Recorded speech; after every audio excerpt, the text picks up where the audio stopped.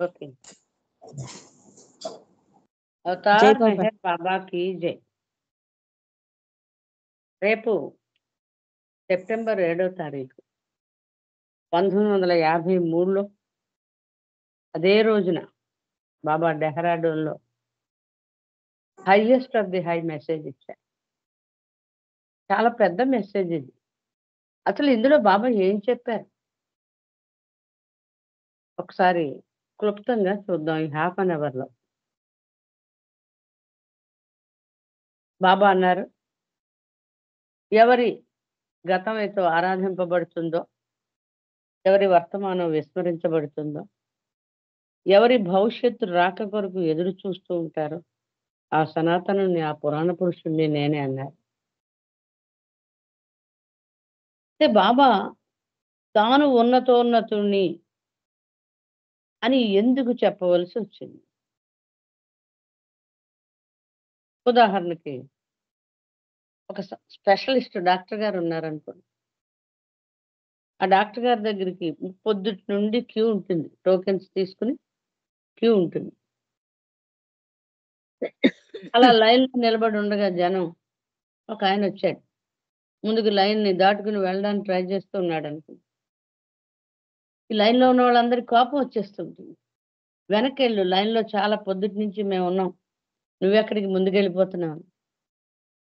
అలాగా ఆయన్ని వెనక్కి నెట్టేస్తుంటే ఆఖరికి విసిగెత్తి ఏమన్నాడాయన? మీ అందరికీ వైద్యం చేసి నయం చేసే డాక్టర్‌ని నేనే. నన్ను లోపలికెళ్ళనివ్వండి అన్నాడు. అలా ఉంది. అవతారుడొచ్చి నేను అవతారుడిని. ఈ మాయ నుండి మిమ్మల్ని బయటపడేయడానికి వచ్చానురా అంటూ ఉంటే మనం పట్టించుకోవడం లేదు. ఎందుకని? ఆయన మనలాగే చొక్కా ప్యాంటు వేసుకొని ఉన్నాడు. మనలాగే తింటున్నాడు. మనలాగే నిద్రపోతూ ఉన్నాడు. ఆయన హైనెస్‌ని మనం గుర్తించలేకపోతూ ఉన్నాం. మరొక ఉదాహరణ చూద్దాం. ఎవరైనా ఆహారాన్ని బయట పడేస్తే కుక్కలు పరిగెత్తుకుని వెళ్ళిపోతాయి.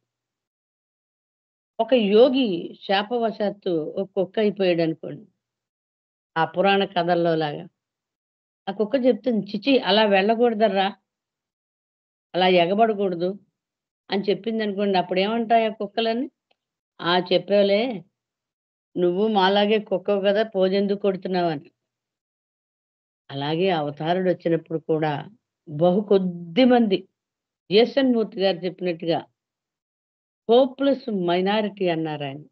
చాలా కొద్దిమంది. ఎందుకని కొద్దిమంది? ఎందుకు ఆయన్ని కొద్దిమందే విశ్వసిస్తారు?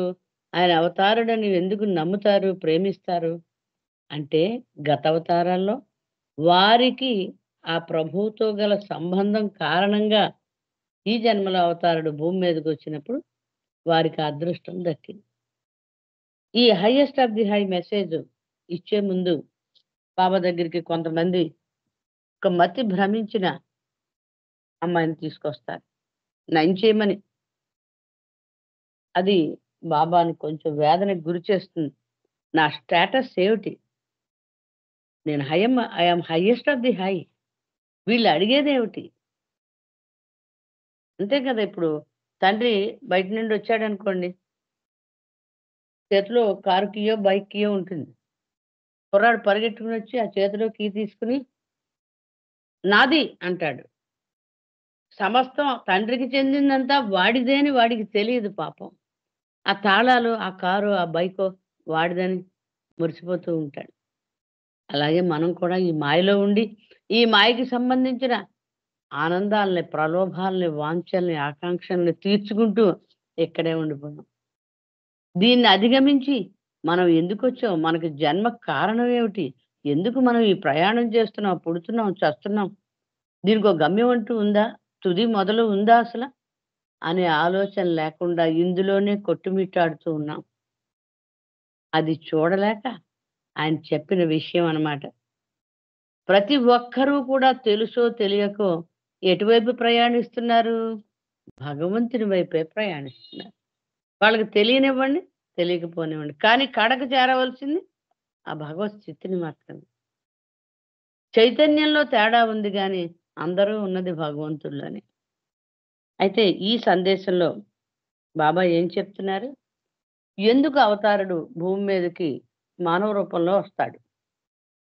ఎందుకొస్తాడు? అజ్ఞానంలో మగ్గిపోయి కొట్టుకు చస్తూ ఉంటే, "అరే! మీ జీవితాలు ఇవి కాదురా! ఒక తండ్రి బిడ్డలే మీరందరూ ఎందుకు కొట్టుకుంటున్నారు?" అని నచ్చజెప్పడానికి, వారిలో ప్రేమ పుట్టించడానికి, వారిలో జాగృతి తీసుకురావడానికి, అతి కష్టం మీద అనంతత్వం పరిమితమైనటువంటి దేహంలో తనను తాను ఇముడ్చుకుని, మన కోసం ఎన్ని కష్టాలనైనా భరించడానికి ఈ భూమి మీదకి ప్రతి యుగంలోనూ దిగొస్తాడు. అప్పుడు వచ్చినప్పుడు ఏమవుతుందట? ఎవరి కోసం ఎందుకొచ్చాడాయన? మనల్ని ఉద్ధరించడానికొచ్చాడు. మన మీద ప్రేమతో వచ్చాడు. అలాంటి ఆ మానవుల చేతే దూషించబడతాడు, నిందించబడతాడు, హింసించబడతాడు. మన క్రైస్తు చూసాం, మహమ్మద్ చూసాం. దేవుని కుమారుడు అని చెప్పుకున్నాడు. దేవుని దూతనని చెప్పుకున్నాడు. అయినా గూడా సిలువేశారు. అది అజ్ఞానం యొక్క పరాకాష్ట. కొంతమంది మాత్రం విశ్వసించి ప్రేమిస్తారు.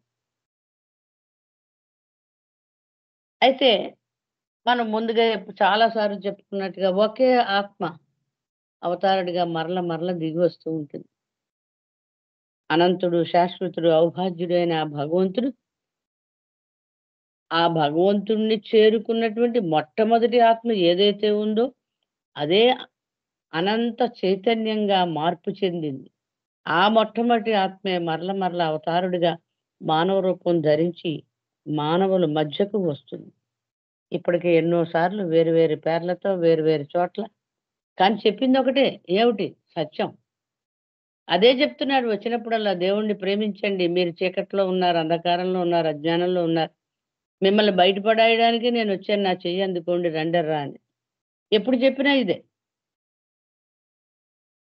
బాబా తన వేదనని ఇలా చెప్తున్నారు. మీ ప్రాపంచిక కోరికలు తీర్చమని, లేదా అనారోగ్యం నుండి బయటపడేయమని, ఇలాగా మీరు నన్ను అడుగుతున్నారే, ఈ సృష్టిలో, ఈ ప్రపంచంలో అనేక మంది యోగులు, సాధువులు, సన్యాసులు, మహాత్ములు, మహాపురుషులు కోకొల్లలుగా ఉన్నారు. వాళ్ళిస్తారు మీకు మీరు అడిగేవన్నీ. అక్కడికెళ్ళండర్రా. నన్ను వాళ్ళ కోవలోకి చేర్చకండి. చాలా క్లియర్‌గా చెప్తున్నారు బాబా. నేను వాళ్ళ కోవకి చెందను. వాళ్ళ కేటగిరీకి చెందను నేను. మీ కోరికలు తీర్చుకోవాలంటే వాళ్ళ దగ్గరికి పొండి. ఏం చెప్తున్నారు ఈ మెసేజ్‌లో ఆయన? మీరేదైనా కోరిక తీర్చమని నా దగ్గరికొస్తే మీకు తీరదు సరిగ్గా దాని నిరాశ ఎదురవుతుంది. ఎందుకంటే మిమ్మల్ని ఖాళీ చేయాలి నేను. ఉన్న కోరికల్ని అన్నిటిని ఖాళీ చేసి, ఆ దిశగా భగవంతుని వైపు ప్రయాణం దిశగా మిమ్మల్ని మరల్చాలి. ఈ కోరికల బుట్టలో మళ్ళా మరిన్ని కోరికలు నేను తీర్చడం వల్ల ఏమిటి ఉపయోగం? నా పనది కాదది అని జెప్తున్నారు. సరే. నేను మహాత్ముని గాదు, యోగిని గాదు, వలీని గాదు అనుకున్నా. పోనీ మానవుడినా మీకులాగా? మీరెలా ఉన్నారో, మీ కెపాసిటీలు ఎలా ఉన్నాయో, అలాగా నన్ను ఒక మానవుడిని అనుకుంటే, అప్పుడేమవుతుంది? మీకులాగే పరిమితమైన సామర్థ్యం, శక్తి. అలాంటప్పుడు నేను మీకేం సాయం చేయగలను? మీ కోరికలు తీర్చలేను. ఆధ్యాత్మికంగా మీకు ఏ విధమైనటువంటి సహాయం అందించలేను కదా! అయితే నేను యోగిని కాదు, ఋషిని కాదు, మానవుడిని కాదు. ఇంకేదై ఉంటాను? ఆ ఉన్నతోన్నతుడినే అయ్యుంటాను. ఇంక వేరేదవ్వడానికి అవకాశమే లేదు. నేను ఆ ఉన్నతోన్నతుడిని, సర్వేశ్వరుడిని అయ్యుండాలి. ఒకవేళ నేను అదయ్యుంటే మీకున్న పరిమిత బుద్ధితో మీరు నన్ను తెలుసుకోగలరా? అర్థమవుతుందా మీకు నా స్థితేమిటో? కాదు. ఎందుకని? మీ మేధస్సు ఎన్ని కసరత్తులు జేసినా, ఎన్ని పల్టీలు గొట్టినా, నా యొక్క స్థితిని ఇసుమంత కూడా తెలుసుకోలేవు. ఎందుకని? నా స్థితి మనస్సుకు అతీతమైనటువంటి స్థితి. మీకున్నది లిమిటెడ్ మైండ్. లిమిటెడ్ మైండ్ తోటి ప్రపంచానికి సంబంధించిన విషయాలనే నువ్వు అర్థం చేసుకోగలవు. ఆధ్యాత్మిక విషయాల్ని కాదు. అప్పుడు బాబా చెప్తున్నారు ఒకవేళ నేను ఆ హైయెస్ట్ ఆఫ్ ది హైనే అయితే, ఆ ఉన్నతోన్నతుడినే అయితే నా ఇచ్చే లా, శాసనం. నేను ఇలా అనుకున్నానంటే చాలు సంకల్పం మాత్రంగా జరిగిపోతుంది. నాకు ఏ శాసనాలకి కూడా నేను లోబడి ఉండను. నేనెవ్వరికీ ఆన్సరబుల్ కాదు. నేనెవరికీ లోబడి ఉండవలసిన పని లేదు. నేననుకున్నానంటే అయిపోతుంది. నా ఇచ్చే ఆ శాసనాన్ని పరిపాలిస్తుంది. అది అమలు జరిగేటట్టు చేస్తుంది. నా ప్రేమ చేత ఈ విశ్వం అంతా నడుస్తూ ఉంది, నిలబడింది. మీకు కలిగేటువంటి కష్టాలు, బాధలు ఇవన్నీ ఎవరిచ్చారనుకుంటున్నారు మీకు? మీ మీద ప్రేమతో నా ప్రేమ నుండొచ్చాయి మీకు. మిమ్మల్ని చేర్చవలసిన చోటికి చేర్చడానికి అది అవసరం కాబట్టి మీకు ఆ పరిస్థితి కల్పించాను. దాన్ని మార్చేయమంటారేమిటర్రా? దాన్ని మార్చేస్తే నీ ప్రయాణం మధ్యలో ఆగిపోతుంది గదా! ముందుకెళ్ళదు గదా! నేను ఏ పరిస్థితి సృష్టించానో నీ జీవితంలో, అది నీకు అంతిమ శ్రేయస్సు కోసం నేను ఏర్పాటు చేశాను. ఒక ఉదాహరణ తీసుకుందాం. ఒక నెట్ వేసేసామనుకోండి వల. 2 సెంటీమీటర్స్ గ్యాప్ తోటి వలంతా నేసేసాం. అంతా నేసిన తర్వాత నాకు 2 సెంటీమీటర్స్ కాదండి 4 సెంటీమీటర్స్ ఉండాలంటే మొత్తం వలంతా ఇప్పాలి. అలాగే ఉంటుందట. బాబాని ఏదైనా మనం మార్చమని, తగ్గించమని అడిగితే ఆయన వేసినటువంటి ఆ మహా ప్రణాళిక మొత్తం మార్చవలసి ఉంటుందట. అసాధ్యమైన దాన్ని మీరు కోరుకుంటున్నారంటున్నారు బాబా. అయితే ఇంకా బాబా చెప్తున్నారు ఒకవేళ నేను ఉన్నతోన్నతుడని నమ్మావనుకో, అప్పుడు ఏమవ్వాలి? నువ్వెలా ఉండాలి? నీ కోరికలు తీర్చమని నన్ను అడగడం కాదు. నా పాదాల దగ్గర నీ శిరస్సును పెట్టుకో. నీ జన్మని అర్పించుకో. నీ జీవితాన్ని అర్పించుకో. ఒక్క జన్మ కాదు. వేలాది జన్మలు అర్పించినా సరే, అది చాలా తక్కువ త్యాగమే అవుతుంది. ఎందుకని ఉన్నతోన్నతుడు నీకు లభించాడు. అది ఎంతటి అదృష్టం. అది పొందినందుకు నీవు నీ జన్మలు ఆయన పాదాల దగ్గర అర్పించేసినా కూడా తక్కువే అవుతుంది అని చెప్తున్నారు. ఇంకా బాబా నేను సర్వోన్నతుడినైతే నా రోల్ ఏమిటర్రా? నేను చెప్తున్నాను క్లియర్‌గా వినండి. నా రోల్ ఏమిటి? మీరడిగిందల్లా ఇచ్చేయడమా? కాదు. ఏమిటి మరి నా రోలు? చెప్తున్నారు బాబా. ఆస్తులను, కోరికలను లేకుండా చేసి, మొత్తం కోరికలనే రూట్‌ని తీసేసి, వాంఛలు లేకుండా చేసేయాలి నేను. మళ్ళా గతంలో మనం చెప్పుకున్నట్టుగా కృష్ణుడు ద్రౌపదిని రక్షించడానికి వెళ్ళినప్పుడు, "అన్నా నువ్వు నా దగ్గరే ఎందుకు ఉండిపోవంటే, ఇలా అయిపో" అని మురళి ఇచ్చాట. ఆవిడ అటు ఇటు తిప్పి చూసి, "ఇందులో ఏమీ లేదు గదా!" అంది. అవును. ఏమీ లేకుండా అయిపోయినా కూడా మధుర స్వరాలను అది వినిపిస్తుంది. అలాగే నీవు కోరికలు లేకుండా, వాంఛలు లేకుండా నీ హృదయ పాత్ర ఎప్పుడైతే ఖాళీ అయిపోతుందో, అప్పుడు నా ప్రేమ అందులోకి వేయబడుతుంది. ఆక్రమిస్తుంది ఆ స్థానాన్ని. బాబా ఇంకా చెప్తున్నారు. ఆ కోరికలన్నీ తీసేసి, మిమ్మల్ని వాంఛ లేకుండా చేసేసి, అప్పుడు ఏం చేస్తాను? మిమ్మల్ని ఈ మాయా బంధనాల నుండి బయటికి తీసుకొస్తాను. అది కదా! అంతిమ శ్రేయస్సు అంటే. తాత్కాలికంగా నువ్వు అడిగింది ఇచ్చేసేసి, పబ్బం గడుపుకోవడం కాదు నేనొచ్చిన పని. నా పని వేరే ఉంది. నా అంతట వాళ్ళని చేయడానికి నేనొచ్చాను మిమ్మల్ని అందరిని. మీరేమిటి అడుగుతున్నారు? తుచ్చమైనవి అడుగుతున్నారు. ఏమైనా సమంజసంగా ఉందా ఇది? ఇంకా బాబా చెప్తున్నారు. కొంతమందున్నారారోయ్! నన్ను ప్రేమించేవాళ్ళు. నేనంటే పడి చచ్చేవాళ్ళు. కొంతమందున్నారు. ఎవరట వాళ్ళు? బాబా చెప్తున్నారు. మొత్తం జనసమూహంలో అక్కడక్కడ ఉండి, మౌనంగా, నిరాడంబరంగా తమ సర్వస్వము, సమస్తము నాకు అర్పణ జేసి, నా చేత ఎంపిక చేసుకోబడిన కొందరు. వారెలాంటి వారట? అర్పణ చేశామనే విషయాన్ని కూడా మర్చిపోయారట. ఇంకా వాళ్ళ కోసమే నేనున్నానని జెప్తున్నారు బాబా. ఇంకా వాళ్ళు ఎలా సిద్ధంగా ఉన్నారట, నేను ఇలా వారకంట చూశానంటే చాలు, నా కోసం ప్రాణాలర్పించడానికి కూడా వారు రెడీగా ఉంటారు. ఎంత బిజీగా ఉన్నా సరే అప్రమత్తంగా ఉండి, బాబా ఆదేశం ఏమిటి? ఆజ్ఞ ఏమిటి? సౌజ్ఞ ఏమిటి? అని ఎదురు చూస్తూ ఉంటారట. ఇంకా జీవితంలో ఎదురయ్యే ఎట్లాంటి ఆటుపోట్లనైనా సరే సంతోషంగా, ఇష్టంగా ఎదుర్కుంటారట. బాబా మీద నా పట్ల అచంచలమైన విశ్వాసం ఎవరికైతే ఉంటుందో, ఎంత కష్టం కలిగినా సరే, వారి సుఖాన్ని పణంగా పెట్టైనా సరే, నా అభీష్టాన్ని నెరవేర్చడానికి ఆరాటపడుతూ ఉంటారు. వాళ్ళందరూ నాకిష్టమైన వారు, నన్ను ప్రేమించేవారు. వారి కోసం నేనున్నాను. అంటే వారందరిని ఒక కోవలోకి చేర్చేశారు. ఈ కోరికలనే జంజాటం నుండి బయటకొచ్చేసారు వాళ్ళంతా.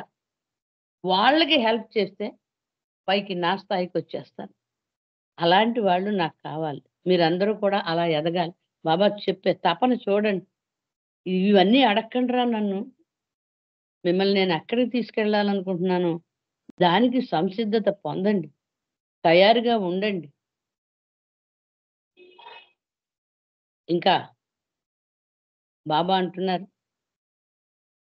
నీకున్న 2 కళ్ళల్లో ఒక కంటితో శారీరక వ్యామోహాలను తీర్చుకోవాలని, మరో కంటితో ఆధ్యాత్మిక అనుభవాలను పొందాలని అనుకుంటావా? చాలా కపటం అది. దారుణమైనటువంటి వ్యవహారం. అలా 2 కుదరవు. ఇంకా బాబా చెప్తున్నారు, నన్ను ఎలా అంటిపెట్టుకోవాలో తెలుసా మీకు? నేను చెప్తాను చూడండి. నా దగ్గరికి మీరు ఎలా రావాలో చెప్తాను. ఫస్ట్ థింగ్ బాబా చెప్తున్నారు, ఏదో కావాలని చేతులు చాపి భిక్ష అడక్కండిరా. నా స్థితిని, నా హైనెస్‌ని తెలుసుకొని జై జై పలుకుతూ, కీర్తిస్తూ చేతులు పైకెత్తండి. చూడండి. చాలా స్పష్టంగా చెప్తున్నారు బాబా. ఐహిక సుఖం కోసం, ఈ తాత్కాలికమైన సదుపాయాల కోసం నన్ను అంటిపెట్టుకోకండి. కష్టమైన, సుఖమైన మీ సంతోషాన్ని, మీ సుఖాన్ని నా పాదాల వద్ద త్యాగం చేసి నన్ను అంటిపెట్టుకొని ఉండండి. నీ ఇచ్చే నా ఇచ్చ బాబా. నువ్వెక్కడుంచినా సరే నీ ఇష్టం. నన్ను ఏ స్థితిలో ఉంచినా సరే నీదే బాధ్యత అని సమస్తము నాకర్పించేసి నా పాదాల దగ్గర పడుండండి. నా సుఖమే మీ సంతోషం కావాలి. నా సౌఖ్యమే మీకు విశ్రాంతి కావాలి. చూడండి, మెహరా స్టేట్ చెప్తున్నారు బాబా ఇక్కడ. ఉద్యోగం కావాలని అడక్కండిరా. ఫలాపేక్ష లేకుండా శ్రద్ధగా, నిజాయితీగా నన్ను సేవించడాన్ని కోరుకోండి. మీ ప్రాణాలు గాని, మీకిష్టమైన వారి ప్రాణాలు గాని రక్షించమని నన్ను అడక్కండి. ఏమని అడగాలట? మమ్మల్ని అంగీకరించు తండ్రి అని, మీకోసం మా ప్రాణాలు అర్పించడానికి మమ్మల్ని అనుమతించండి అని అడగాలట. శరీర రోగాలు కుదర్చమని నన్ను అడక్కండి. మీ అజ్ఞానం అనే రోగాన్ని పోగొట్టమని అర్థించండి. చూసారా? అంటే మనం ఇలా చేస్తున్నామని బాబా మనకు తెలియజేస్తూ ఉన్నారు. సరి అయిన మార్గంలో లేరు. మీరు మార్గంలో ఇంకా ప్రవేశించలేదు. భగవంతుని వైపు ప్రయాణానికి వీటిలన్నిటిని దులిపేసుకొని ముందుకు వెళ్ళాలి. ఇక్కడే ఉండిపోతారా అని ఆయన తపన చూడండి. అయితే నేను గాని సర్వోన్నతుడినైతే, ఉన్నతోన్నతుడినే అయితే నాకు అసాధ్యం అంటే ఏదీ లేదు. నేను అద్భుతాలు చేయను అని చెప్తూనే ఉన్నాను కదా! ఎందుకని? అద్భుతాల వల్ల మరొక మాయ, ఒక భ్రాంతి నుండి మరొక ఆ పెద్ద భ్రాంతిలో చిన్న భ్రాంతి. అద్భుతం అంటే ఏమిటి ఉపయోగం? నేను చేసే అద్భుతం ఏమిటి? మీ ఆధ్యాత్మిక పురోగతి కోసం ఏది అవసరమో అది చేస్తాను. అయితే నన్ను విశ్వసించిన ప్రేమికులు వారి విశ్వాసం కారణంగా ఎన్నో రకాల అనుభవాల్ని పొందుతారు. అది గూడా చెప్పారు బాబా. అవి కూడా నాకు అంటగట్టకండి. నా ఉన్నతోన్నత స్థితికి దాన్ని ఆపాదించకండి. మీ విశ్వాసం కారణంగానే అది జరిగింది అని చెప్తున్నారు. అయితే నేను ఉన్నతోన్నతుడిని అంటున్నారు కదా! అని చెప్తున్నాను కదా! అలా అయితే నేను మొత్తం సృష్టి అంతటికి కూడా ఒకేసారి భగవదనుభవం ఇచ్చేయొచ్చు కదా! దీన్ని క్లోజ్ చేసేయొచ్చు కదా! దానికి కారణం చెప్తున్నారు బాబా. దైవ నిర్ణయం ప్రకారం అజ్ఞానంలోని అనుభవాల ద్వారా సంపాదించిన జ్ఞానం ధన్యమైంది. హెలికాప్టర్‌లో ఎవరెస్ట్ శిఖరం పైకెళ్ళిపోయి జెండా పాతేశారనుకోండి. అది నిజమైన విజయం అవుతుందా? అసలైన విజయం అవుతుందా? ఈ ప్రయాసలన్నిటికి ఓర్చి ట్రైనింగు తర్వాత అన్నిటికి ఆక్సిజన్, ఫుడ్డు ఒకటిగా వీటన్నిటిని ఎదుర్కొని చిట్ట చివరికి ఆ ఎవరెస్ట్ శిఖరం చేరుకుంటే అది గ్రేట్.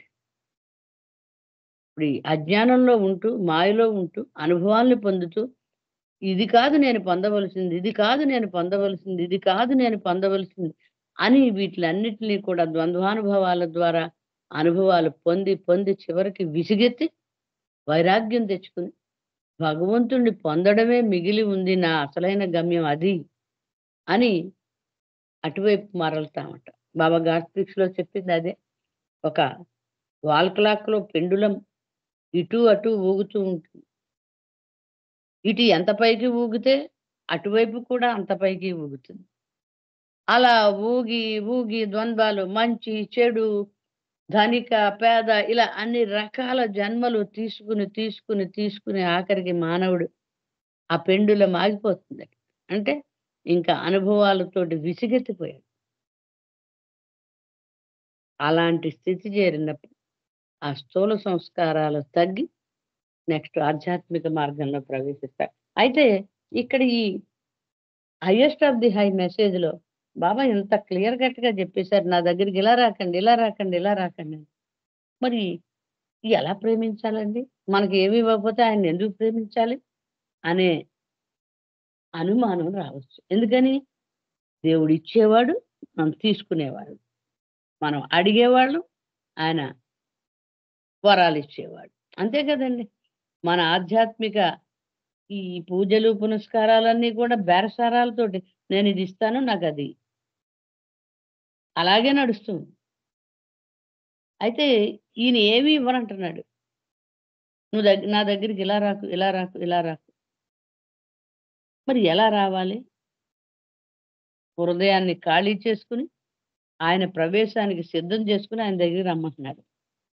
మరి మనం ఎలా బతకాలిక్కడ? అందులో అర్థం ఏమిటి? నీవు నా మీద పూర్తిగా ఆధారపడితే, నీ బాధ్యత నాదే అవుతుంది అన్నారు బాబా. అది మనం గుర్తుంచుకోవాలి ఎప్పుడు కూడా. మనం పూర్తిగా ఆయన మీద ఆధారపడితే, ఆయన మన బాధ్యత ఆయనదే అవుతుంది. మన అవసరాలు చూసే బాధ్యత, మన బాధ్యతలు తీర్చే బాధ్యత అంతా ఆయనదే. ఒక తాతగారు ఓ బిడ్డని తీసుకొని బయలుదేరాడండి హైదరాబాద్ నుంచి ఇంకో చోటకి ఎక్కడో బొంబాయికి. మనవడి పనేమిటి? తాత ఒడిలో కూర్చోవడం. కూర్చోవడమే. ఎక్కడికి వెళ్ళకూడదు. తాత చెప్పినట్టు వినడం అంతే. టైంకి బండెక్కిస్తాడు, టైంకి తిండి పెడతాడు, టైంకి టాయిలెట్ తీసుకెళ్తాడు, టైంకి వాటర్ ఇస్తాడు, నిద్రపోతే దుప్పటి కప్పుతాడు. ఇదంతా తాత బాధ్యత. ఆ బిడ్డ మనవడి బాధ్యత తాత చెప్పినట్టు వినడం. తాతను విశ్వసించి ఉండడం. తూచా తప్పకుండా తాత ఏం చెప్తే అది. అలాగే మనం కూడా బాబాకు సర్వర్పణ అయ్యాము అంటే సమస్తము ఆయనకి చెందిందే మనకు చెందింది. మనకు చెందిందంటూ ఏది ఉండనే ఉండదు. నిజానికి ఆయనిచ్చిందే కదండీ మనకిదంతా. మనదేముంది? మనదేమీ లేదు.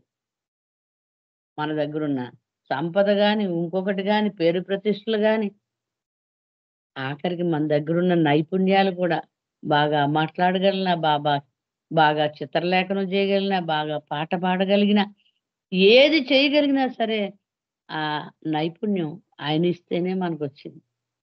మన సొంతం అంటూ ఏమీ లేదు. మనదంటూ మనకు ఉంది అంటే అహంకారాన్ని పోషించుకోవడం తప్ప వేరేది లేదు. సో, బాబా ఇండైరెక్ట్‌గా చెప్పేదేమిటి? నా వారుగా మీరు మారిపోండి. నేను మిమ్మల్ని నేనెప్పుడో నా వాళ్ళగా చేసుకున్నాను. మీరే చేసుకోవడం లేదు. మీరు నన్ను మీ వాడిగా చేసుకోండి. నా వాళ్ళగా మీరు మారతారు. తెలుసుకుంటారు. ఎప్పుడూ ఆయనకి చెందిన వాళ్ళమే. కానీ మనకు ఆ జ్ఞానం లేదు. ఆయనకెప్పుడూ జ్ఞానం ఉంది. మీరందరూ కూడా నా స్వరూపాలే అనేటువంటి జ్ఞానం ఆయనకుంది. మనం ఎవడికి వాడే గిరి గీసుకొని నేను వేరు, ప్రపంచం వేరు అనేటువంటి అజ్ఞానం మనకుంది. ఈ అజ్ఞానం నుండి బయటపడేయడానికి మన కళ్ళు తెరిపించాలి. అంటే జ్ఞానాన్ని ఇవ్వాలి. ఆ జ్ఞానం ఇచ్చే జ్ఞానేశ్వరుడు ఎవరు? అవతారం.